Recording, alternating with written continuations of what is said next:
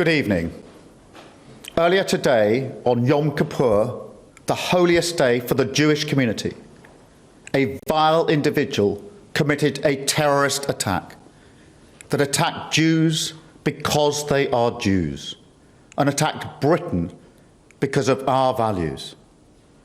So many Jewish families first came to this country as a place of refuge, fleeing the greatest evil ever inflicted on a people. And Britain welcomed them. Communities like the one attacked in Manchester provided safety, but also the security that comes from a promise that this is a country that stands up to hatred, and that we don't just provide refuge, we provide a home. For so many Jewish families, that is the story of Britain. But Britain is also a country where Jewish buildings, synagogues, even schools require round-the-clock protection, where dedicated specialist security is necessary because of the daily threat of anti-Semitic hatred. Today's horrific incident shows why. And while this is not a new hate, this is something Jews have always lived with, we must be clear. It is a hatred that is rising once again, and Britain must defeat it once again. On behalf of the nation, I want to offer my condolences to the families and victims affected.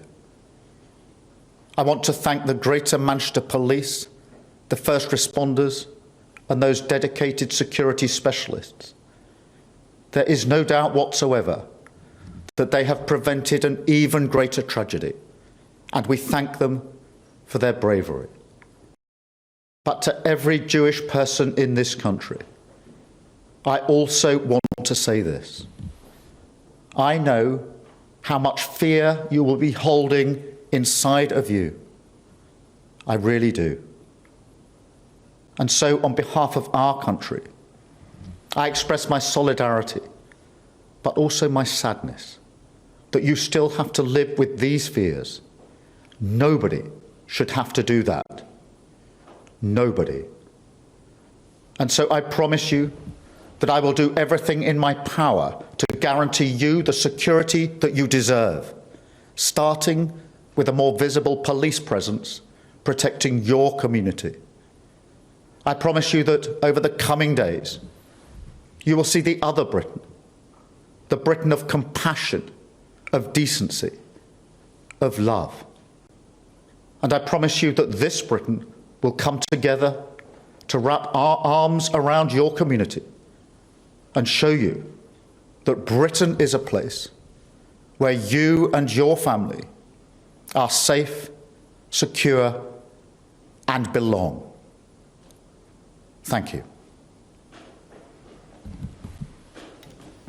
Sir Keir Starmer there addressing the nation after an emergency Cobra meeting pulled back from Copenhagen with a bitter irony, an international security summit to address this appalling security tragedy on British soil. Sir Keir Starmer there began by saying that people were attacked.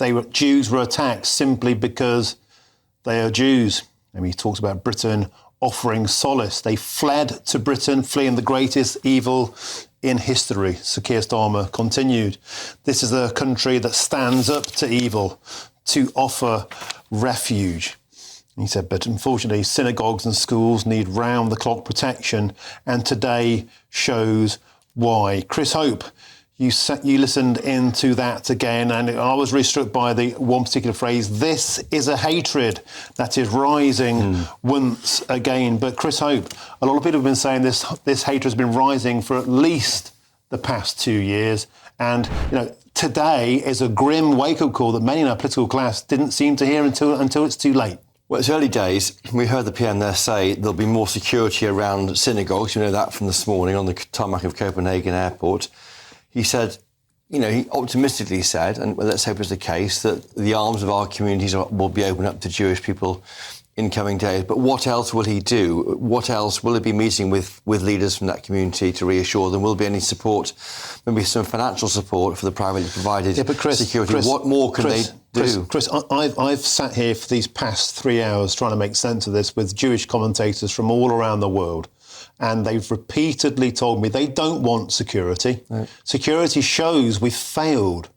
Security and armed cops, CCTV, security guards, that's a visible sign we've failed the Jewish community. They don't want that. They want this cancer to go away, and that doesn't go away with security. It goes away with education, and if necessary, putting people in prison, clamping down on this hatred, doing something visible about it, and dialing down rhetoric. And I think, the PM, of course, his wife is Jewish. He observes the Friday night ritual as part of the Jewish faith. So I think he was talking from the heart there. But yeah, I mean, where we want to hear more maybe about dialing down the rhetoric, as we heard from Kemi Badenoch earlier. The concern about Palestine and Israel is well meant, but and correct to talk about that. But of course, what about the Jewish people here? Standing aside from today's appalling incident, do you think the Labour Party has been dialing down the rhetoric in this past week around racism and how poisonous Britain is, pointing out the divisions, the far right? Seriously, are we at a point where the entire political class needs to take a long, hard look in the mirror and say, stop revving the country up? Because here we are today and we're facing a disaster in the face. Chris Hope, stick with us. We need to cross back live now to Crumpsall, the scene of the incident, and speak to GB News reporter Sophie Reaper. Sophie, what's the latest? What were you saying to me about... Is the mic all right? Well, Martin, it's been a shocking day here in Crumpsall today. It's the most important day on the Jewish calendar, Yom Kippur. Many of the Jewish faith in this area will have woken with the plans to go along to their local synagogue at Heaton Park to worship and to mark this incredibly important day. But instead, what happened was something that I think no one would have believed. It was a terrorist incident in which a suspect drove his vehicle into the gates of the synagogue, and then a witness said he proceeded to stab anyone who was close to him.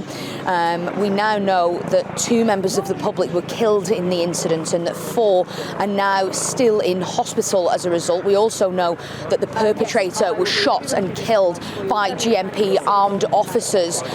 We know as well, in the last few moments, we've heard from Greater Manchester Police, and they've confirmed that what was initially believed to perhaps be an explosive belt that he was wearing was not a viable device. They've also confirmed that Plato, which is the national response to marauding terrorism, has also been stood down, although a major incident does still remain in place. Now, this is an incredibly difficult day, not just for those of this community, not just for those of the Jewish faith. It's very difficult for all those around the country who can see that this is so horrifying, what has taken place today. Now, of course, there will continue to be developments on this story. Anna Riley, my colleague, will be picking up in the next few hours. She'll be live with any developments that may come into the newsroom. And I'll be back with you with any live developments from tomorrow morning, 6 o'clock on GB News Breakfast. We'll be bringing you any live developments that we get.